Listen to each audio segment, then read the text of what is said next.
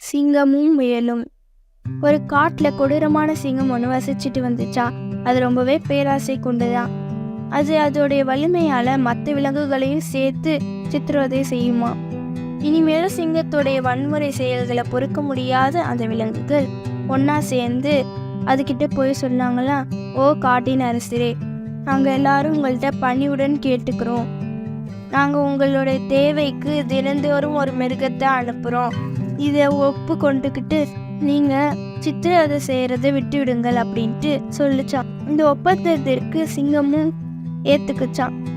அந்த முதல் தினம் ஒரு மிருகத்தை சிங்கத்திற்கு உணவா அனுப்புனாங்களாம்.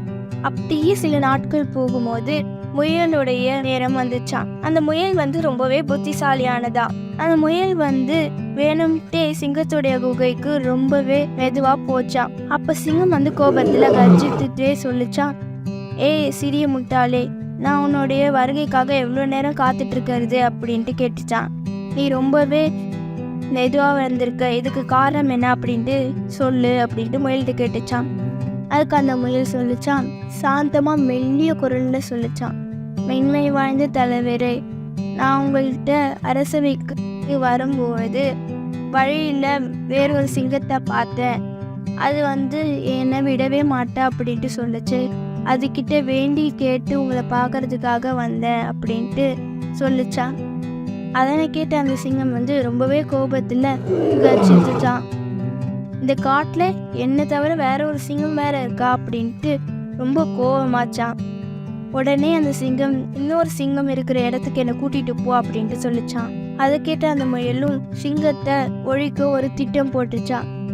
பக்கத்துல இருக்க ஒரு கிணத்துக்கிட்ட அது கூட்டிட்டு போச்சான். இங்க பாருங்க அரசே, இந்த ஆழமான கிணத்துக்குள்ளதான் அந்த சிங்கம் என்ன இழுக்க வச்சுச்சு அப்படின்ட்டு சொல்லிச்சான். அதை கேட்ட அந்த சிங்கமும் அந்த கிணத்துல எட்டி பார்த்துச்சான்.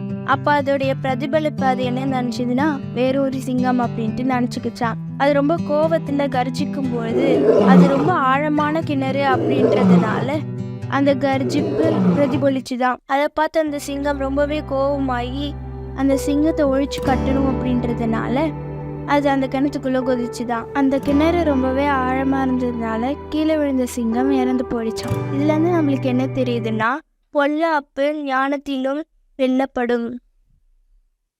இந்த வீடியோ உங்களுக்கு பிடிச்சிருந்தா லைக் பண்ணுங்க, ஷேர் பண்ணுங்க, சப்ஸ்கிரைப் பண்ணுங்க. தேங்க்யூ.